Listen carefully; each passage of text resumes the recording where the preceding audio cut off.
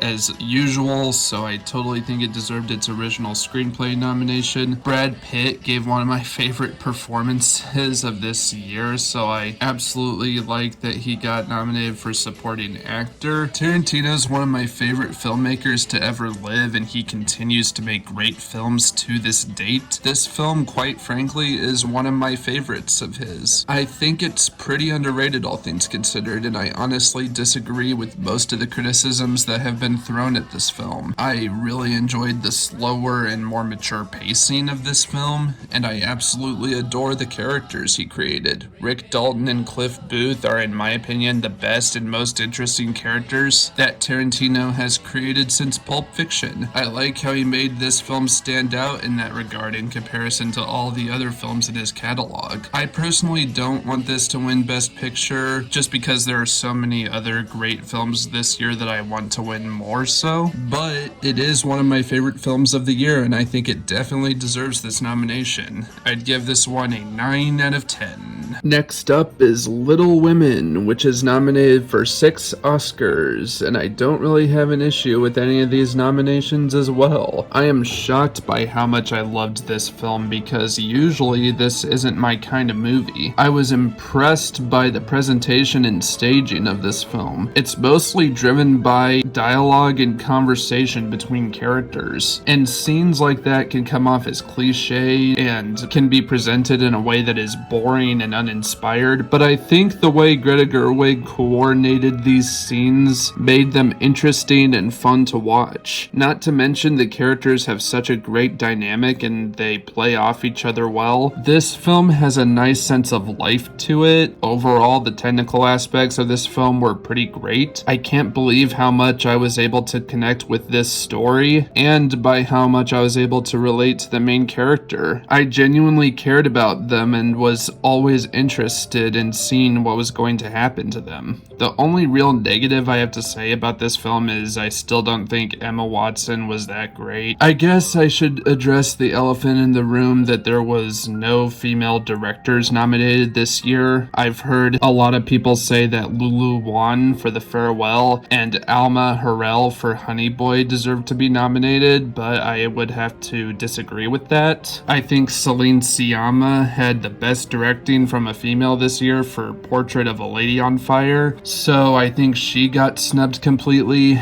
and Greta Gerwig did a fantastic job directing, so a nomination would have been totally justified, but I guess she got snubbed pretty hard. Not to mention, I think her directing skills have improved since Lady Bird, and I think she deserved a nomination for this film rather than Lady Bird. I'm not sure if it's a better idea or not to gender segregate the directing nominations, because on the one hand that might bring a lot more attention to female directed films within the year, but it also would imply as though they are doing a different job than the male directors are. But I guess that's just something that the Academy needs to figure out. Saoirse Ronan and Florence Pugh's performances were great, although I have to say that I think Florence Pugh gave a better performance in Midsummer, but it's a horror film, so there's no way the Academy was going to nominate her for that film. Meryl Streep was also pretty great, surprisingly, as well as Timothée Chalamet. The costume design was great, and the score by Alexandre Desplat was surprisingly fantastic. Although I don't want this to win Best Picture, I think it totally deserved the nomination, and it's one of my favorite films of the year. I'd give this one a 9 out of 10. Next up is Martin Scorsese's The Irishman. This is nominated for 10 Oscars, and while I don't really have an issue with any of the nominations, I do feel as though some of the other films deserved the nominations more in certain categories, particularly directing, cinematography, and supporting actor. I think Martin Scorsese did a great job, as well as Al Pacino. I just think others maybe deserved it more. Robert De Niro's performance was honestly exceptional, and I thought he carried the whole film, so I'm kind of upset he wasn't nominated for Best Actor. Joe Pesci is a legend, so I'm very happy with his nomination. Overall, the performances were superb. The writing was fantastic. This film definitely had one of the best adapted screenplays of the year. The costume and production design was pretty great. The editing and the visual effects were great too.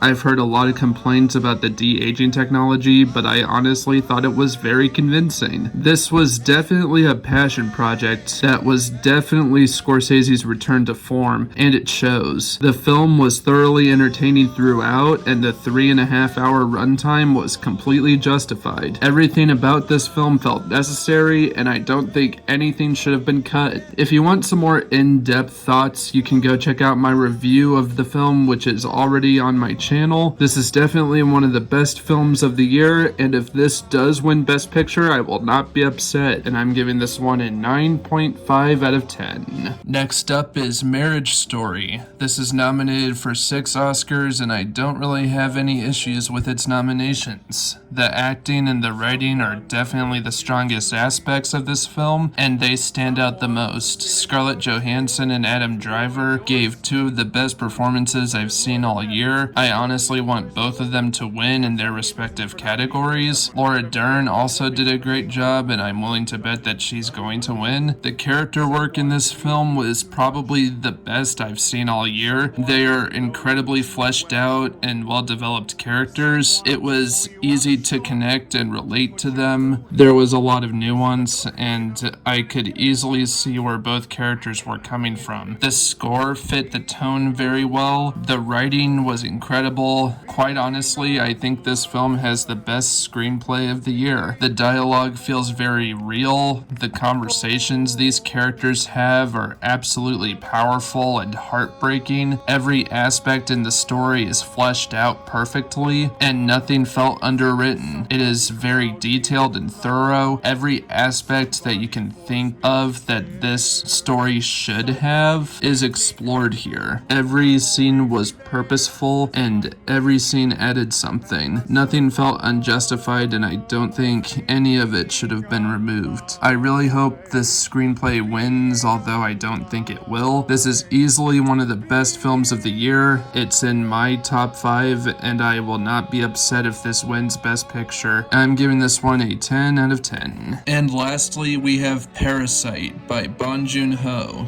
This is arguably the best and most well-made film of the year, and all 6 of its nominations were justified. Bong Joon-ho did exceptional work with his writing and directing. This is honestly one of the most original films that I've seen in a while. The story was fresh and unique, which made the entire film extremely exciting, fun to watch, and incredibly rewatchable. The cinematography and set design were absolutely perfect. The editing and the production design was flawless. I honestly think they snubbed this film in quite a few categories. Song Kang-ho, Park So-dam, and Cho Yo-jong all gave fantastic performances, and I think all of them should have been nominated in their respective categories. Really, all of the performances were fantastic. All the characters were lovable and easy to understand. This film also had one of my favorite scores of the year, and I see no reason why this film wasn't nominated for that. This is easily my favorite film out of all the Best Picture nominees this year, and it looks like it has a good chance of winning. This is one of the most easily accessible foreign films ever made.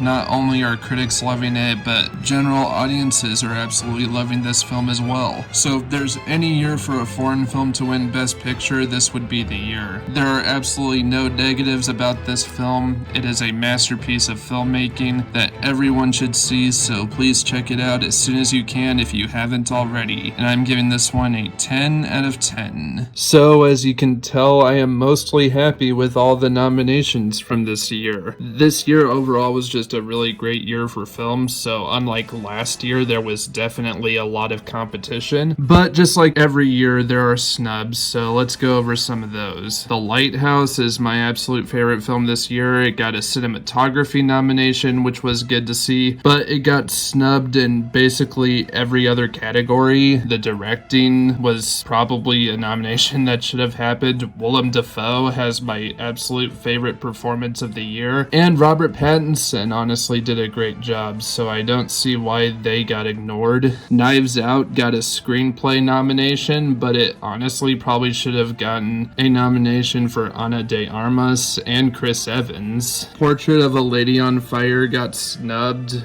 and I'm not sure why. I actually don't know if they're going to count that as next year rather than 2019. Avengers Endgame got a visual effects nomination, but it honestly has one of my favorite scores ever, so I kind of wish that Alan Silvestri was nominated for that. Midsommar, obviously I was not expecting to get any nominations because it's a horror movie and the Academy looks down on horror movies. Waves got ignored completely, and I'm not sure why, because it's definitely the kind of movie that I could see the Academy loving. Maybe they just didn't watch it or something, I don't know. But Sterling K. Brown, Kelvin Harrison Jr., and Taylor Russell were all fantastic in that movie. Trey Edward Schultz did a great job directing, although I can't necessarily say that it was his best effort. And lastly, I want to bring up Uncut Gems, which I see absolutely no reason why the Academy ignored. I can understand, I guess, not really nominating it for Best Picture or Best Directing, although I definitely would have if I were them. But there's no reason why Adam Sandler got ignored. He gave his best performance of his career in this movie, and I can't really see him giving a better performance in his entire life. He was absolutely exceptional, and I am very upset that they snubbed him for Best Actor. Anyways, there's probably some that I'm forgetting, but I'm just gonna leave it at that. Thank you guys for watching, and I will see you guys next time.